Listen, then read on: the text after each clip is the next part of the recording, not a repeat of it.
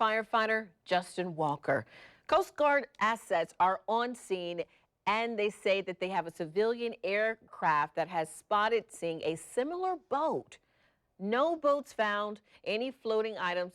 Turned out to be other debris not related to the boaters. That just in the last couple of minutes. But both firefighters went on a fishing trip Friday morning. McClooney's wife alerted crews Friday evening. Efforts are now growing to find both firefighters. We need to transfer, actually, let's go right now to News4JAX reporter Brittany Jones for the latest on her story as she's following this.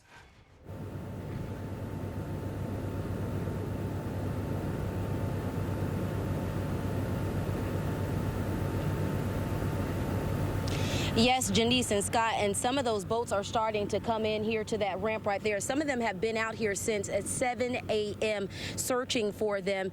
They said, the chief told us that they had a few boats out there, several boats actually searching for them, and a couple planes, and there are dozens of people who are participating in this search for those two firefighters between here and Cape Canaveral. Now, Brian McClooney is a firefighter and paramedic with the Jacksonville Fire and Rescue Department who went out on the water with Justin Walker, a firefighter from Virginia, on Friday.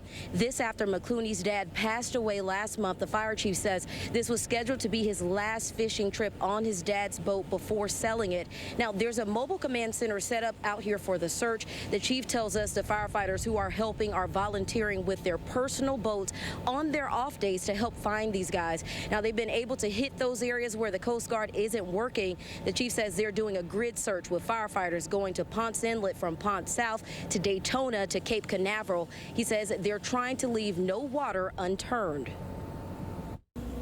Yeah, firefighters have a unique bond. You know, we work a unique schedule.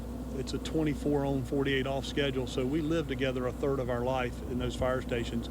And, you know, we eat together. When something's going on great, we laugh together.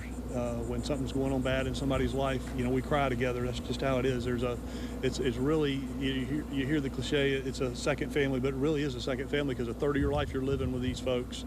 And when word got out about this, of course, the entire department, we had numerous departments from Cocoa Beach on up this way, City of St. Augustine Fire Department, St. Johns County Fire Department. They're all offering their services, helping out with the search, and that's just a unique bond that only firefighters share, and it's shared throughout the country. Now, the chief says their phones were pinged about 13 miles off the coast and no contact after that. So far, the chief says everyone is remaining very optimistic the guys will be found. He says they've got the skills to survive out there. The chief says they will be meeting back at the mobile command unit to reassess tonight before it gets dark out here, once all of those boats come in and everyone is safe. Right now, he says he's spoken to the wife and she just is really asking for people's prayers, and so far saying thank you to all of the support she has received thus far. Reporting live in Volano Beach, Brittany Jones, Channel 4, the local station. Thank you, Brittany. The Coast Guard and the fire department is searching the Atlantic Ocean for the two boaters, but depending on where they are, makes this a... Local firefighters spent the day searching from the Volano Beach boat ramp where officials believe the current could have pushed the boat. That's where we find News4JAX reporter Brittany Jones. Brittany, where will the search pick up tomorrow with volunteers? Well, Janice, that last crew came in at about 8 tonight here to this boat ramp, but tomorrow instead they will be at Mayport, still hopeful that they'll find them. After putting in long hours in a desperate search, Holly O'Neill and her fire crew wrapped up a long day on this boat. Disappointed they came up short. It's heartbreaking, it really is. You know, I mean, there's several families that are involved in this. You know, I mean, a heart goes out for them. Of course, we wanted to find some answers. A co-worker she's never met, firefighter Brian McClooney, and his friend, a Virginia firefighter Justin Walker, both skilled boaters, disappeared Friday in Cape Canaveral.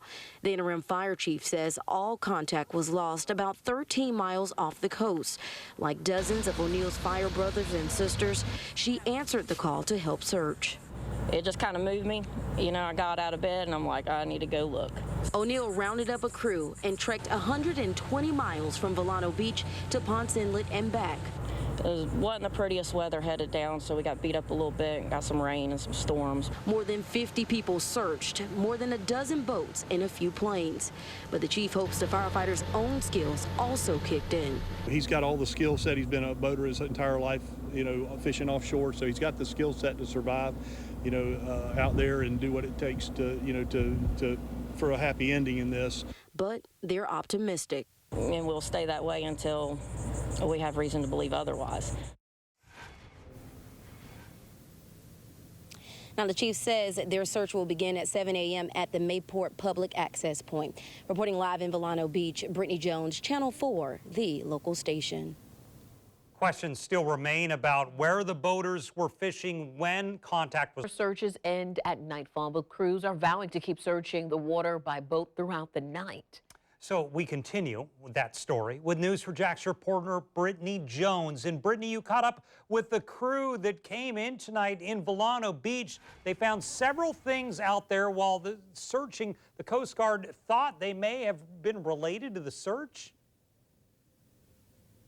Yes, Scott and Janice, and I spoke to that boat captain who had taken out the crew who returned last year, and he says they found all sorts of things, food, all sorts of debris, and also balloons out there as well, but no signs of the firefighters. Pretty much we posted everybody at every corner and, just keep, a 360 surveillance around, constantly keep your eyes peeled. Captain Scott Darmer says that was their jobs all day before returning to this Volano Beach boat ramp, the last crew to finish their search. We ran all the way up to a little bit past Georgia. We ran about 180 nautical miles today. It was a long journey. Yeah, so they're circling. This is video Darmer, a fishing charter captain, showed me of their search. They spent the day looking for any sign of firefighter Brian McClooney and Virginia firefighter Justin Walker, who disappeared during a fishing trip in Cape Canaveral Friday. Today was Darmer's first time participating in a massive search like this, and as soon as he got the call, he was ready bright and early. These guys are firefighters. I know they would do just about anything, to save lives, and if this is the least about, amount that we could do to return that favor, that's what I'm going to do. 12 hours out on the water. At times, it was rough. We were facing pretty decent but kind of rough sea conditions today as well. Some days, sometimes it'd be flat calm, and the next minute, we're in 4.5 footers. They even found what they thought were signs of hope. We were working hand in hand with the C-130 Coast Guard, and had about 5 or 6 different grid coordinates that we went and checked out for them and stuff like that, but it just didn't pan out. And until that work is done, Darmer says he'll be back out here tomorrow. These guys safe return. That's all I want. Now, Darmer says these boats need to keep an emergency alert system to alert the Coast Guard in case something happens. He says he'll be out there at Mayport tomorrow. Reporting live in Volano Beach, Brittany Jones, Channel 4, the local station. Thank you, Brittany. The Coast Guard reporting that debris and other items turned out to be other